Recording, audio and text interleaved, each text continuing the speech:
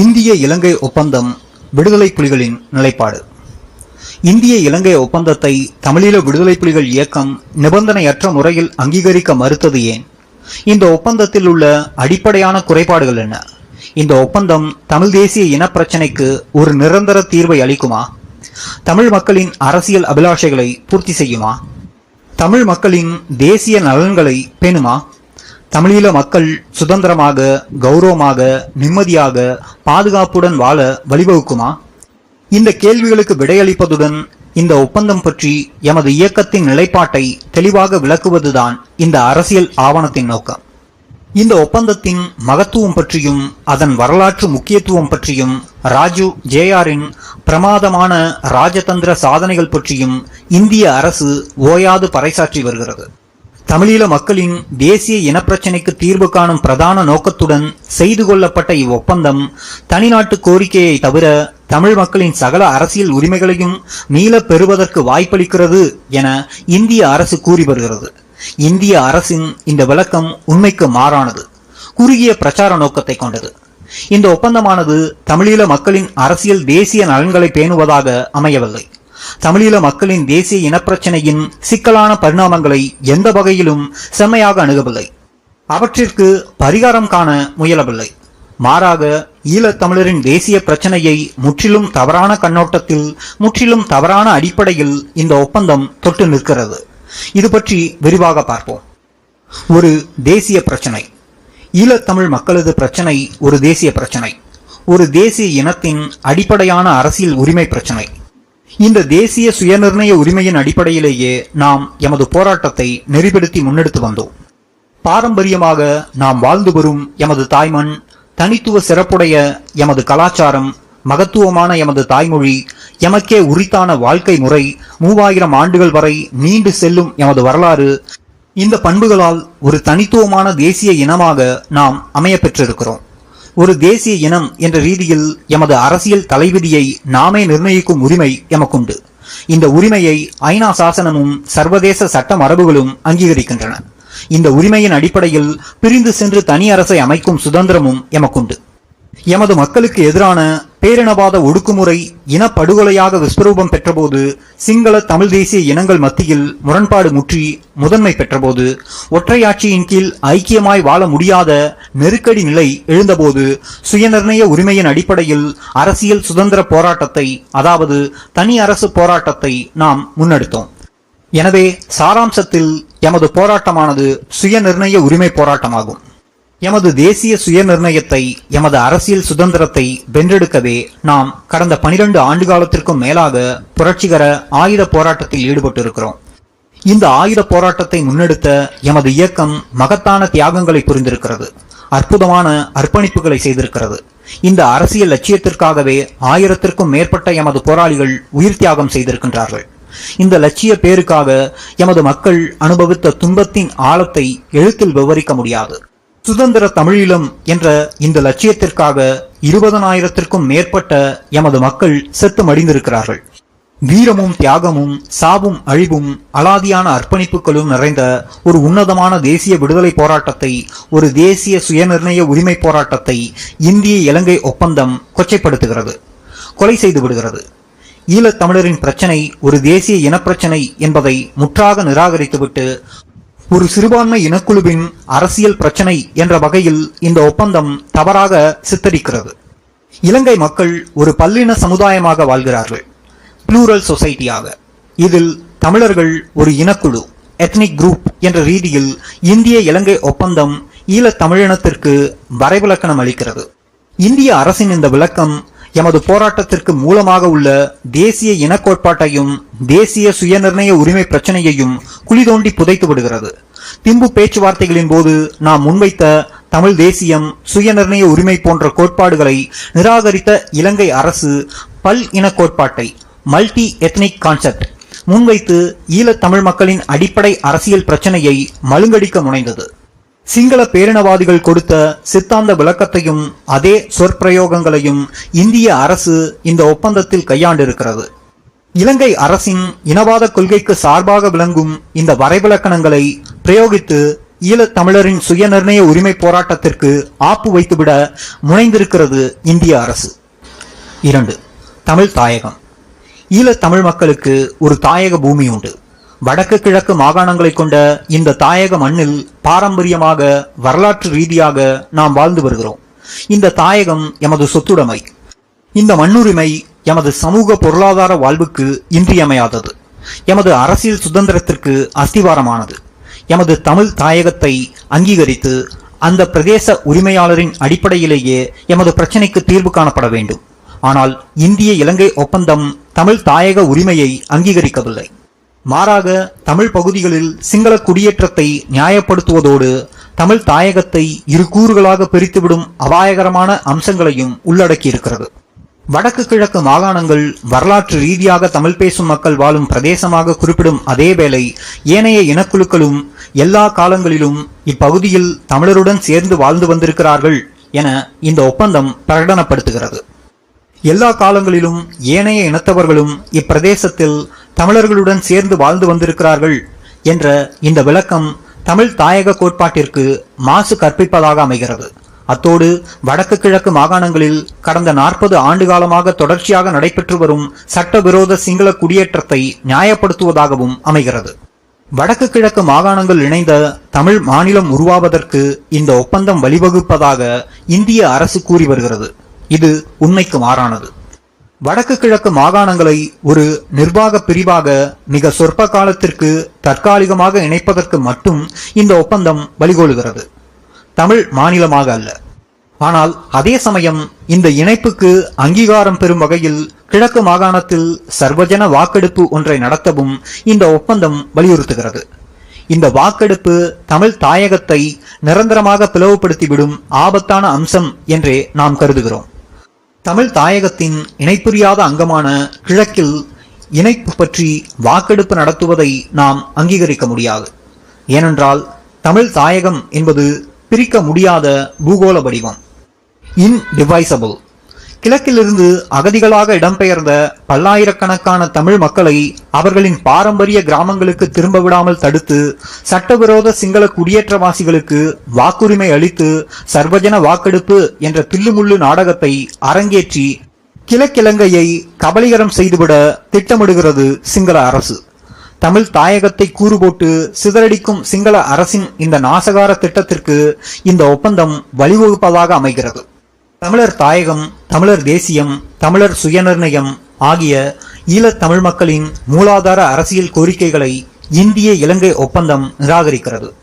பதிலாக ஈழத் தமிழரை ஒரு சிறுபான்மை சமூக குழுவாக மதிப்பீடு செய்து இலங்கையின் ஒற்றையாட்சியின் கீழ் சிங்கள பேரினவாதத்தின் வடிவமான அரசியல் யாப்பின் கீழ் சிங்கள பெரும்பான்மை சர்வாதிகாரத்தின் கீழ் எமது பிரச்சினைக்கு தீர்வு காண விளைகிறது இந்த ஒப்பந்தம். 40 ஆண்டு காலமான எமது நீண்ட அரசியல் வரலாற்றையும் தமிழ் மக்களின் தேசிய விழிப்புணர்வையும் தேசிய சுதந்திர எழுச்சியையும் காற்றில் பறக்கவிட்டு இதுவரை காலமும் தமிழீழத்தில் ஆறாக ஓடிய இரத்தத்தையும் கண்ணீரையும் மூடி மறைத்துவிட்டு ஜெயவர்த்தனாவுடன் அந்தரங்கமாக செய்யப்பட்ட இந்த போலியான ஒப்பந்தம் தமிழீழ மக்களின் அடிப்படையான அரசியல் பிரச்சனைகள் எதையும் தொட்டு நிற்கவில்லை. அரசியல் தீர்வு. தமிழீழ மக்களின் தேசிய இனப்பிரச்சனையை தீர்த்து வைப்பதற்கு இந்திய இலங்கை ஒப்பந்தம் முன்வைக்கும் தீர்வு திட்டம் பற்றி இனி பார்ப்போம். 4/5/1986 9/12/1986 வரை இந்திய அரசும் இலங்கை அரசும் தமிழர் விடுதலை கூட்டணி தலைமையுமாக பகிரங்கமாகவும் அந்தரங்கமாகவும் பேச்சுவார்த்தைகளை நடத்தி மாகாண சபை தீர்வு திட்டம் ஒன்றை உருவாக்கினர். இந்த தீர்வு திட்டத்தை எமது இயக்கம் அந்த நேரத்திலேயே நிராகரித்துவிட்டது. இந்த திட்டத்தில் உள்ள குறைபாடுகளை சுட்டிக்காட்டி இந்த தீர்வு திட்டம் தமிழ் மக்களின் அரசியல் அபிலாஷைகள் எதையும் பூர்த்தி செய்யவில்லை என விளக்கி எமது இயக்க தலைவர் திரு பிரபாகரன் முன்னாள் தமிழக முதலமைச்சர் மாண்புமிகு எம்.ஜி. ராமச்சந்திரன் அவர்கள் மூலமாக இந்திய அரசுக்கும் உத்தியோகபூர்வமான ஒரு அறிக்கையையும் சமர்ப்பித்தார். எமது இயக்கத்தால் அன்றே நிராகரிக்கப்பட்ட மாகாண சபை திட்டத்தை தான் இந்திய இலங்கை ஒப்பந்தம் இன்று முன்வைக்கிறது. இந்த சமரச திட்டத்தில் முடிவுறாத சில விஷயங்கள் பற்றி இந்திய இலங்கை அரசுகள் பேச்சுவார்த்தைகள் நடத்தும் என இவ்வொப்பந்தத்தில் குறிப்பிடப்பட்டிருக்கிறது. ஆனால் ஜெயவர்தனா இது சம்பந்தமான பேச்சுக்களை நடத்த மறுத்திருப்பதுடன் பழைய முடிவுறாத மாகாண சபை திட்ட யோசனைகள் அடங்கிய இரு மசோதாக்களை இலங்கை பாராளுமன்றத்தில் நிறைவேற்றியிருக்கிறார். ஒன்று மாகாண சபை சட்டம், இரண்டாவது 13வது அரசியல் சட்ட திருத்தம். இந்த தீர்வு திட்டத்தை விரிவான முறையில் நாம் இங்கு விமர்சிக்க முனையவில்லை. இந்த திட்டத்தில் உள்ள அடிப்படையான குறைபாடுகளை மட்டும் இங்கு சுட்டிக்காட்ட விரும்புகிறோம். ஈழத் தமிழ் மக்களின் அடிப்படையான அரசியல் பிரச்சனைகளை மையமாக வைத்து அவர்கள் பிரத்யேகமான குறைபாடுகள், தேவைகளை கருத்தில் கொண்டு தமிழரின் இனப்பிரச்சனையை தீர்க்கும் நோக்குடன் இந்த மாகாண சபை திட்டம் உருவாக்கப்படவில்லை. இந்த திட்டமானது பரவலாக அகில இலங்கை ரீதியில் பெரும்பாலான சிங்கள மாகாணங்கள் உட்பட இலங்கையின் 9 மாகாணங்களுக்குமாக மிகவும் வரையறுக்கப்பட்ட முறையில் நிர்வாக அதிகாரத்தை விரிவுபடுத்துகிறது. ஆகையால் இத்திட்டம் தமிழ் மக்களின் அடிப்படையான பிரச்சனைகளை, அவர்களது நியாயமான அரசியல் அபிலாஷைகளை பூர்த்தி செய்யும் என எதிர்பார்ப்பது அசட்டுத்தனமாகும். இலங்கை மத்திய அரசின் ஏகபோக அரசியல் கட்டுப்பாட்டின் கீழ் அகில இலங்கை ரீதியாக ஒரு நிர்வாக அமைப்பை உருவாக்க இத்திட்டம் வழிவகுக்கிறது. தமிழ் பகுதிகளும் தமது பிரதேச தனித்துவத்தையும் தேசிய தன்மையையும் இழந்து இந்த நிர்வாக அமைப்பின் ஓர் அங்கமாக மத்திய அரசின் நேரடி கட்டுப்பாட்டின் கீழ் இயங்க இத்திட்டம் வகை செய்துள்ளது. இந்த தீர்வு திட்டத்தை செயலாக்குவதற்கு கொண்டுவரப்பட்ட சட்டங்கள் மாகாணங்களுக்கு அரசியல் அதிகாரத்தை பரவலாக்கம் செய்வதற்கு பதிலாக மத்திய அரசிடம் அதிகாரத்தை குவித்துள்ளது. சிங்கள அரசின் தனிமனித சர்வாதிகாரியாக திகழும் ஜனாதிபதிக்கும் அவரது பிரதிநிதியாக செயல்படும் ஆளுநருக்கும் சிங்கள பெரும்பான்மை எதேச்சி அதிகாரத்தின் இருப்பிடமான பாராளுமன்றத்திற்கும் ஏகபோக அதிகாரங்கள் வழங்கப்பட்டிருக்கின்றன. மத்திய அரசின் இந்த 3 துருவங்களிலும் இருந்து மாகாண சபைகளின் ஆட்சி அதிகாரங்கள் வெகுவாக மட்டுப்படுத்தப்பட்டிருக்கின்றன. சட்டம் இயற்றும் அதிகாரமும் நிறைவேற்றும் அதிகாரமும். இந்த வகையில் மாகாண சுயாட்சி அதிகார பரவலாக்கம் என்பதெல்லாம் வெறும் கேலி கூத்தாகவே தென்படுகிறது. அடுத்து மாகாண சபைகளை கலைக்கும் அதிகாரம். 13வது அரசியல் சட்ட திருத்தம் ஜனாதிபதி ஜெயவர்தனாவுக்கு சர்வ அதிகாரங்களையும் வழங்குகிறது. அவசர கால நிலையை பிரகடனப்படுத்திவிட்டு மாகாண சபைகளை கலைப்பதற்கும் மாகாண நிர்வாகத்தை செயலிழக்க செய்வதற்குமான ஏகபோக அதிகாரங்களை ஜெயவர்தனா பெற்றிருக்கிறார். அத்தியாவசிய சேவைகளுக்கு குந்தகம் ஏற்பட்டால் அல்லது இலங்கையின் பாதுகாப்பிற்கு பங்கம் ஏற்பட்டால் அல்லது உள்நாட்டு கிளர்ச்சி வெடித்தால் அல்லது இப்படியான நிகழ்வுகளுக்கான சாத்தியக்கூறுகள் தோன்றினால் ஜனாதிபதி அவசர கால நிலையை பிரகடனப்படுத்திவிட்டு தான் தோன்றித்தனமாக நடந்து கொள்ளலாம். அது மட்டுமின்றி மாகாண சபைகள் நிறைவேற்றும் எந்த சட்டங்களையும் நிராகரிக்கும் அதிகாரம் ஜனாதிபதிக்கு உண்டு. கடந்த 10 ஆண்டு காலத்திற்கும் மேலாக அவசரகால நிலையில் ஆட்சியை நடத்தும் ஜெயவர்தனாவுக்கு மேலும் அவசரகால அதிகாரங்கள் வழங்கப்பட்டிருப்பதை பார்க்கும்போது தமிழ் மாகாண சபைகளின் கதி என்ன ஆகும் என்பதை நாம் ஊகித்துக் கொள்ளலாம். ஜனாதிபதியின் பிரதிநிதியாக செயல்படும் ஆளுநர் வெறும் சம்பிரதாய பொம்மையாக இல்லாமல் முழு நிர்வாக அதிகாரங்களையும் கொண்டவராக ஜனாதிபதியின் கட்டளைகளை நிறைவேற்றுபவராக செயல்படுவார். மாகாண முதல் மந்திரிக்கும் மந்திரி சபைக்கும் எந்த வகையிலும் கட்டுப்படாது மத்திய அரசின் அதிகாரத்தை மாகாணங்கள் மீது திணிப்பவராக ஆளுநர் இயங்குவார். சுருங்கக்கூறின் மாகாண சபை நிர்வாகம் ஆளுநர் ஆட்சிக்கு உட்பட்டதாக இருக்கும். சிங்கள பெரும்பான்மையினரின் ஆதிக்க பீடமான பாராளுமன்றம் மாகாண சபைகளின் செயல்பாடுகளை கட்டுப்படுத்தும் அதிகாரங்களை கொண்டதாக இருக்கும். மாகாண சபைக்கு ஒதுக்கப்பட்டிருக்கும் துறைகள் சம்பந்தமாகவும் சட்டம் இயற்றும் அதிகாரம் பாராளுமன்றத்திற்கு உண்டு. இப்படியாக ஜனாதிபதி, ஆளுநர், பாராளுமன்றம் ஆகியன வாயிலாக மாகாண சபையின் அரசியல் அதிகார பற்கள் அனைத்தும் பிடுங்கப்பட்டிருக்கின்றன. அடுத்து மத்திய அரசிடம் முக்கிய துறைமுகங்கள். இந்த தீர்வு திட்டமானது அரசியல் அதிகாரத்தை பரவலாக்கி பிரதேச நிர்வாக பொறுப்பை மக்களிடம் ஒப்படைப்பதற்கு மறுத்ததோடு பிரதேச பொருளாதார வளர்ச்சிக்கு அடிப்படையான பல முக்கிய துறைகளையும் மத்திய அரசின் பொறுப்பில் ஒதுக்கியிருக்கிறது. விவசாயம், கைத்தொழில், மீன்பிடித்துறை, காணி அபிவிருத்தி, நிர்மாண வேலைகள், புனர்வாழ்வு, உள்நாட்டு அரசாங்க சேவை இப்படியாக முக்கிய துறைகள் மாகாண சபை நிர்வாகத்திற்கு உட்படுத்தப்படவில்லை.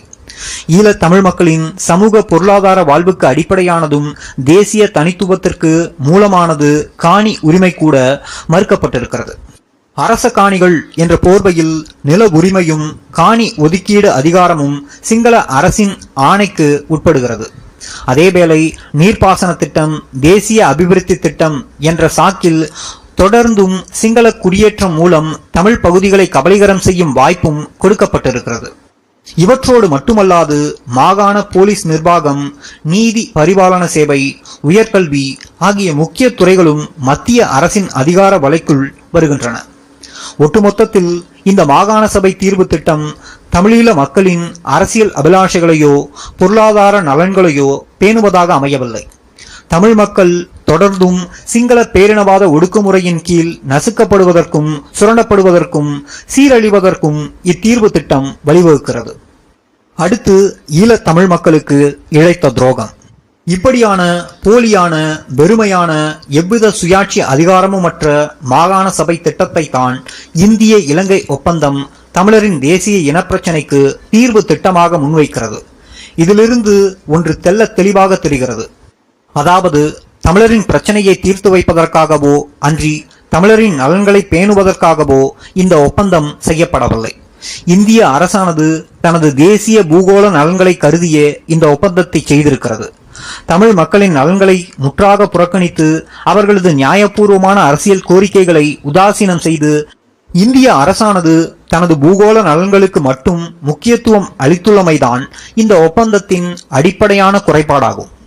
தமிழ் மக்களின் நலனில் அக்கறை காட்டுவதாக நடித்து தமிழரின் அழிவுக்காக ஒப்பாரி வைத்து மனிதாபிமான போலி கண்ணீர் வடித்து தமிழ் போராளிகளை தனது கூலி படைகளாக பாவித்து இறுதியில் இந்திய அரசானது தனது சுயநல தேசிய நலனை பூர்த்தி செய்து கொண்டது.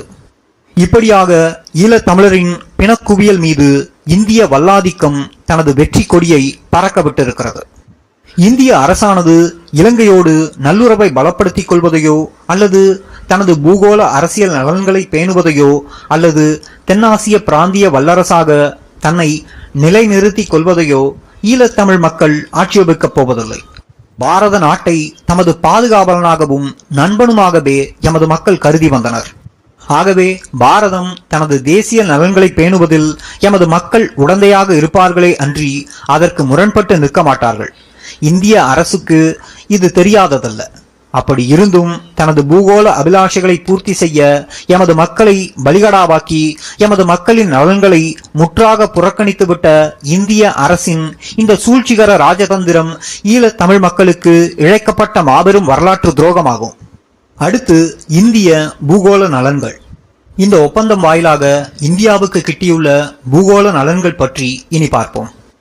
இந்தியாவுக்கும் இலங்கைக்கும் மத்தியிலான பாரம்பரிய நட்புறவை வளர்ப்பதற்கும் தீவிரப்படுத்துவதற்கும் பலப்படுத்துவதற்கும் அதி முக்கியத்துவம் கொடுத்து இந்த உடன்பாடு செய்து கொள்ளப்படுவதாக ஒப்பந்த முன்னுரையிலேயே பிரகடனம் செய்யப்படுகிறது. இந்த நட்புறவு என்ன என்பது பற்றி நாம் விளக்க தேவையில்லை. இலங்கை தீவை தனது வல்லாதிக்க வியூகத்திற்குள் வளைத்து பிடிக்க வீசப்பட்ட வலைதான் இந்த நட்புறவு. மேற்கத்திய ஏகாதிபத்திய சிலந்தி வலைக்குள் சிக்கப்பட்டிருந்த ஜெயவர்த்தனா அரசை இந்த நட்புறவு பொறிக்குள் சிக்க வைத்திருக்கிறது இந்த ஒப்பந்தம். தென்னாசியாவில் தன்னை ஒரு வல்லரசாக நிலைநிறுத்திக் கொள்ளவும் தனது ஆதிக்கத்தின் கீழுள்ள தென்னாசிய பிராந்திய கூட்டுறவில் இலங்கையை நிரந்தரமாக இணைத்துக் கொள்ளவும் இந்துமா சமுத்திர பிராந்தியத்தில் ஏனைய வல்லரசுகளின் ஊடுருவலை தடுத்து நிறுத்தவும் இந்த ஒப்பந்தம் வழிகோலுகிறது. இலங்கையில் ஊடுருவி நாச வேளையில் ஈடுபட்டிருந்த இஸ்ரேலிய உளவுப்படையினர், இலங்கை இராணுவத்திற்கு முண்டு கொடுத்து வந்த பிரிட்டிஷ், அமெரிக்க, தென்னாப்பிரிக்க அந்நிய கூலி பட்டாளங்கள் இந்தியாவின் பாதுகாப்பிற்கு அச்சுறுத்தலாக விளங்கின. மேற்கத்திய ஏகாதிபத்தியத்தின் இந்த அந்நிய நாசகார சக்திகளை இலங்கையிலிருந்து வெளியேற்றுவதற்கும் இந்த ஒப்பந்தம் வழிவகுக்கிறது. இலங்கையில் தளமமைத்த அமெரிக்காவின் குரல் போன்ற அந்நிய ஒலிபரப்பு சேவைகள் இராணுவ ரீதியாக உளவு பார்க்கும் நோக்கில் இயங்குவதற்கும் இந்த ஒப்பந்தம் தடை விதிக்கிறது. அதிமுக்கியமாக இந்துமா சமுத்திரத்தில் கேந்திர முக்கியத்துவம் வாய்ந்ததாக திகழும் திருகோணமலை துறைமுகத்தை இந்தியாவின் பாதுகாப்பு நலன்களுக்கு குந்தகம் விளைவிக்கும் முறையில் எந்த ஒரு நாடும் இராணுவ நோக்கத்திற்காக பயன்படுத்துவதை இந்த ஒப்பந்தம் தடுக்கிறது. அதே சமயம் இந்திய கடற்படை இந்த துறைமுகத்தை பாவித்துக் கொள்ளும் வகையில் துறைமுக எண்ணெய் கிடங்கு புனர் நிர்மாண வேலைகளை இந்தியாவும் இலங்கையும் கூட்டாக சேர்ந்து செய்யும் இணக்கம் காணப்பட்டிருக்கிறது. ஒட்டுமொத்தத்தில் இந்தியாவின் தேசிய நலனையும் பூகோள அக்கறைகளையும் வெளி விவகார உறவுகளையும் பேணி பாதுகாப்பதற்கு இந்த ஒப்பந்தம் வழிகோலுகிறது என்பதில் சந்தேகமே இல்லை. இந்த ஒப்பந்தம் வாயிலாக இந்தியா தனது பூகோள வெளியுறவு நலன்களை பூர்த்தி செய்து கொண்டதையும் இலங்கையில் ஏகாதிபத்திய நாசகார சக்திகளின் ஊடுருவலை தடுத்ததையும் நாம் வரவேற்கிறோம். ஏகாதிபத்திய எதிர்ப்பு கொள்கையுடைய ஒரு புரட்சிகர விடுதலை இயக்கம் என்பதாலும் இந்தியாவின் இந்து சமுத்திர சமாதான கொள்கையை நாம் ஆதரிப்பதாலும் இந்திய அரசு தனது பாதுகாப்பு நலன்கள் கருதி மேற்கொண்டுள்ள இந்த நடவடிக்கையை நாம் வரவேற்கிறோம். இலங்கையில் காலூன்றிய இஸ்ரேலிய உளவு படைகளுக்கும் அந்நிய கூலி படைகளுக்கும் எதிராக எமது விடுதலை இயக்கமே ரத்தம் சிந்தி போராடியது என்பதையும் நாம் இங்கு சுட்டிக்காட்ட விரும்புகிறோம். எமது இயக்கம் இந்திய நலனுக்கு விரோதமான ஒரு சக்தி அல்ல, மாறாக இந்தியாவின் நட்பு சக்தியாகவே நாம் செயல்பட விரும்புகிறோம். இந்த ஒப்பந்தமானது இந்திய வெளிவிவகார உறவுடன் இந்திய பூகோள நலன்களை பூர்த்தி செய்வதுடன் நின்றுவிட்டால் நாம் நிபந்தனையற்ற முறையில் இந்த ஒப்பந்தத்தை ஏற்றுக்கொண்டிருப்போம். ஆனால் இந்த ஒப்பந்தம் ஈழத்தமிழர் பிரச்சனையில் தலையிடுகிறது.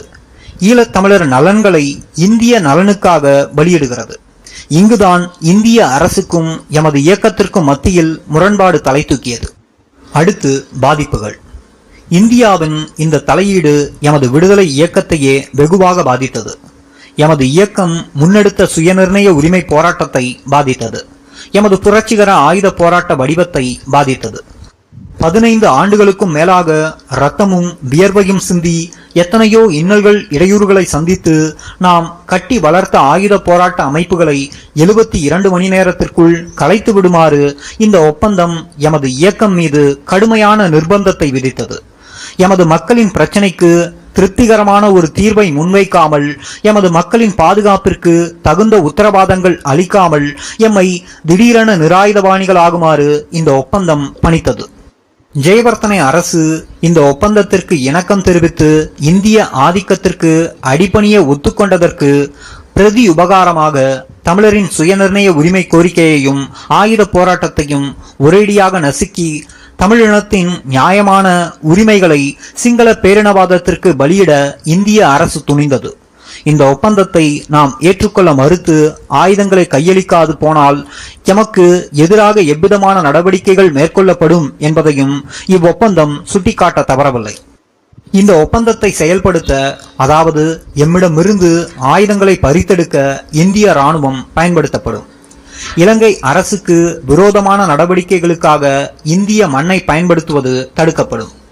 இந்திய கடற்பிராந்தியத்தை போராளிகள் பயன்படுத்துவது தடைப்படும். இந்திய மண்ணிலிருந்து பிரிவினைவாதம், தனிநாட்டு கோரிக்கை பற்றி பிரச்சாரம் செய்வது தடுக்கப்படும். அப்படி பிரச்சாரம் செய்வோர் நாடு கடத்தப்படுவர். இப்படியாக எமது விடுதலை போராட்டத்திற்கு தனது கதவை முற்றாக அடைத்துவிடவும் இந்திய அரசு முன்வந்தது. அடுத்து ஒத்துழைக்க முடிவு. இந்த ஒப்பந்தம் எமது இயக்கத்திற்கு ஒரு மிகப்பெரிய சவாலாக அமைந்தது.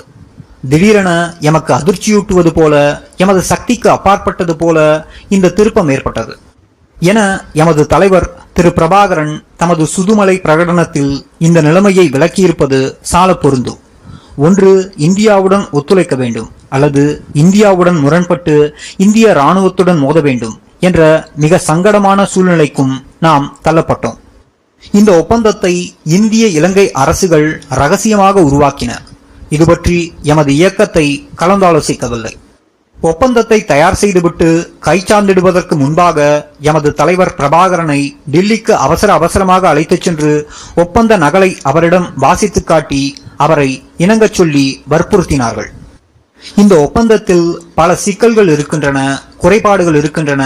இந்த ஒப்பந்தம் தமிழ் மக்களின் நலன்களை பேணவில்லை, அவர்களது பாதுகாப்பிற்கு உத்தரவாதம் அளிக்கவில்லை. இந்த ஒப்பந்தம் தமிழர்களின் பிரச்சனைக்கு ஒரு நிரந்தர தீர்வை அளிக்குமா என்பதில் எமக்கு சந்தேகம் உண்டு. ஆகவே இந்த ஒப்பந்தத்தை நாம் ஏற்றுக்கொள்ள முடியாது என பிரபாகரன் இந்திய அதிகாரிகளிடம் திட்டவட்டமாக கூறினார். இதனை அடுத்து பாரத பிரதமர் திரு ராஜீவ்காந்தி பிரபாகரனை அழைத்து நீண்ட நேரமாக பேசினார். இந்த ஒப்பந்தத்தில் உள்ள குறைபாடுகள் பற்றியும் தமிழ் மக்கள் பாதுகாப்பு பிரச்சனைகள் பற்றியும் திரு பிரபாகரன் பாரத பிரதமரிடம் எடுத்து விளக்கினார். இந்த சந்தர்ப்பத்தில் பாரத பிரதமர் சில உறுதிமொழிகளை அளித்தார். இதில் முக்கியமாக 1. தீர்வு திட்டத்தில் உள்ள குறைபாடுகள் தீர்த்து வைக்கப்படும். 2. விடுதலை புலிகளின் தலைமையில் வடக்கு கிழக்கு இணைந்த ஒரு இடைக்கால அரசு நிறுவப்படும். 3. தமிழ் மாநில போலீஸ் நிர்வாகம் புலிகள் வசம் ஒப்படைக்கப்படும். 4. இந்திய சமாதான படை தமிழ் மக்களின் பாதுகாப்பிற்கு பொறுப்பேற்கும். பாரத பிரதமரின் உறுதிமொழிகளை அடுத்து நாம் ஆயுதங்களை கையளிக்க இணங்கினோம். தமிழ் மக்களின் நலன்கள் பேணப்படும் பட்சத்தில் இந்திய இலங்கை ஒப்பந்தம் அமலுக்கு ஒத்துழைப்பதாக கூறினோம். நாம் வாக்களித்தபடி கணிசமான தொகையில் எமது ஆயுதங்களை இந்திய அமைதிப்படை வசம் ஒப்படைத்தோம். இந்தியாவுடன் நல்லுறவை பேணும் நல்லெண்ண முயற்சியாக இந்திய இலங்கை ஒப்பந்தம் அமலுக்கு எமது ஒத்துழைப்பின் அறிகுறியாக நாம் ஆயுதங்களை கையளித்தோம். இடைக்கால அரசு நிறுவப்பட்டதும் எஞ்சிய ஆயுதங்களையும் கையளிப்பதாக வாக்குறுதி அளித்தோம். நாம் ஆயுதங்களை கையளித்த போது எமது மக்களையும் போராளிகளையும் பாதுகாக்கும் பொறுப்பையும் இந்தியாவிடம் கையளித்தோம். இந்த பொறுப்பு பற்றி எமது தலைவர் பிரபாகரன் சுதுமலையில் பிரகடனப்படுத்தியதாவது: நாம் எமது மக்களின் பாதுகாப்பிற்காக எத்தனை அளப்பரிய தியாகங்களை புரிந்தோம் என்பதை நான் இங்கு விளக்க தேவையில்லை.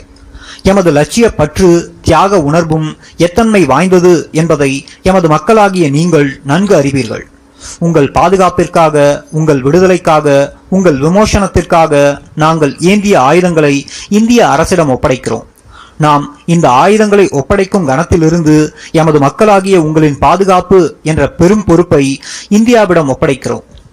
ஈழத் தமிழரின் ஒரே பாதுகாப்பு சாதனமாக இருந்து வந்த இந்த ஆயுதங்களை இந்திய அரசு எம்மிடமிருந்து பெற்றுக்கொள்வதிலிருந்து எமது மக்களின் பாதுகாப்பு என்ற பெரும் பொறுப்பையும் இந்தியா ஏற்றுக்கொள்கிறது. ஆயுத கையளிப்பு என்பது இந்த பொறுப்பு மாற்றத்தை தான் குறிக்கிறது. எமது எதிரியிடமிருந்து எம்மை பாதுகாக்கும் பொறுப்பை இந்திய இராணுவ வீரர்கள் ஏற்றுக்கொள்கிறார்கள். நாம் ஆயுதங்களை அவர்களிடம் கையளிப்பதிலிருந்து ஈழத் தமிழன் ஒவ்வொருவனதும் உயிருக்கும் பாதுகாப்பிற்கும் இந்திய அரசுதான் பொறுப்பாக இருக்க வேண்டும் என்பதை நான் இங்கு அழுத்தி கூற விரும்புகிறேன். பிரபாகரன் தனது வாக்குறுதியை நிறைவேற்றினார். பாரதத்தின் மீதான தனது நல்லெண்ணத்தை வெளிப்படுத்தினார். தனது மக்களின் நலன் பேணப்படும், தனது மக்களுக்கு பாதுகாப்பு வழங்கப்படும் என்ற நம்பிக்கையில் ஒப்பந்தம் அமலுக்கு இசைவாக ஆயுதங்களை வழங்கினார். எமது மக்களின் பாதுகாப்பு என்ற பெரும் பொறுப்பை இந்திய அரசு எவ்விதம் நிறைவேற்றியது என்பதை நாம் இங்கு விளக்கவோ விவரிக்கவோ தேவையில்லை. நாம் ஆயுதங்களை கையளித்ததை தொடர்ந்து ஒன்றன் பின் ஒன்றாக நடைபெற்ற நம்பிக்கை துரோக சம்பவங்களும், வாக்குறுதிகளை காற்றில் பறக்கவிட்ட கதைகளும், ஒப்பந்த மீறல்களும், இறுதியில் இந்திய இராணுவ பயங்கரவாதம் தமிழீழத்தை ரணகலமாக்கிய கோர நிகழ்வுகளும் இன்று உலகறிந்த விஷயம். இந்திய இலங்கை ஒப்பந்தம் அமலுக்கு பங்கம் விளைவிக்கும் வகையில் எமது இயக்கம் எந்த வகையிலும் நடந்து கொள்ளவில்லை. ஆனால் இலங்கை இந்திய அரசுகள் தாம் செய்து கொண்ட ஒப்பந்தத்திற்கு முரணான வகையில் தமிழ் மக்களின் நலனுக்கு பாதகமான முறையில் எவ்விதம் நடந்து கொண்டன என்பதை மட்டும் இங்கு சுருக்கமாக சுட்டிக்காட்ட விரும்புகிறேன். இலங்கை அரசு தமிழ் அரசியல் கைதிகளை விடுதலை செய்ய மறுத்தது. அவசர கால நிலையை வாபஸ் பெற மறுத்தது. தமிழ் பகுதிகளில் சிங்கள குடியேற்றத்தை தீவிரப்படுத்தியது. ஆயுத படைகளை முகாம்களுக்குள் முடக்காது தமிழ் போராளிகளை வேட்டையாடியது. விடுதலை புலி தளபதிகளை கைது செய்து கொழும்புவுக்கு கொண்டு சென்று கொலை செய்ய முனைந்தது. வடக்கையும் கிழக்கையும் இணைக்க மறுத்தது. மாகாண சபை திட்டத்தின் குறைபாடுகளை பற்றி பேச மறுத்தது.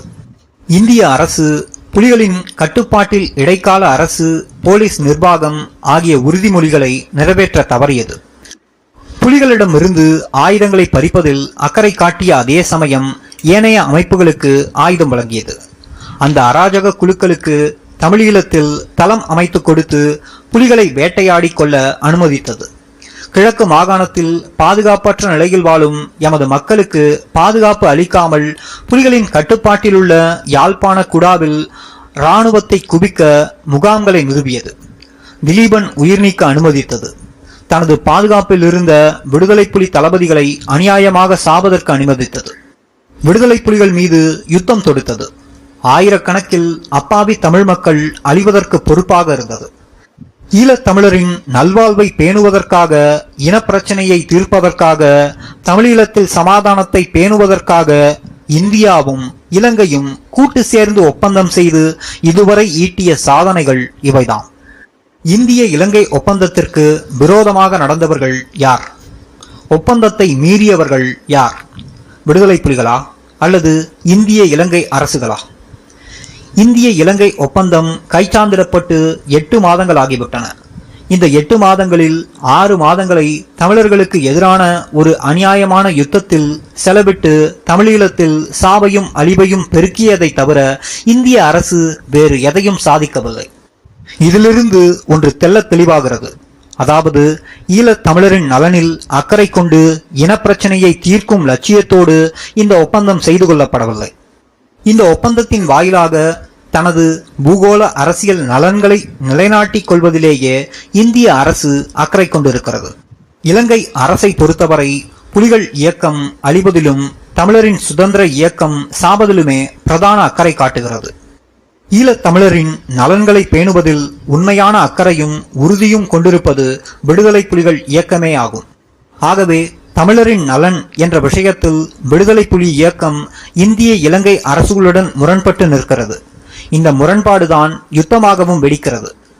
இந்த யுத்தத்தில் விடுதலை புலிகளை அழித்துவிட்டால் தமிழரின் பிரச்சனைக்கு தீர்வு காணலாம் என இந்திய அரசு கருதினால் அதைப் போல அரசியல் அசட்டுத்தனம் எதுவும் இராது.